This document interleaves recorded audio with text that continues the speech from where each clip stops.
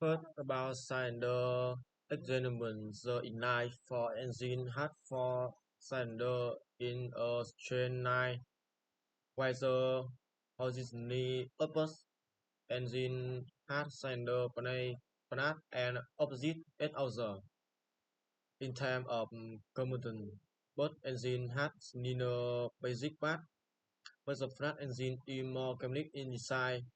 The focus inline for engine is needed more variation, while horizontally opposite engine a better balancing and run more smoothly for maintenance costs. Inline for engine are cheaper and easy to repair.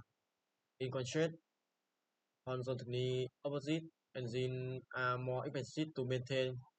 Finally, inline for engines are commonly used in small and economical cars, while horizontally opposite engines are often found in Grand Super and sport cars. Overall, the inline four is more practical, while the front engine offers better performance and stability.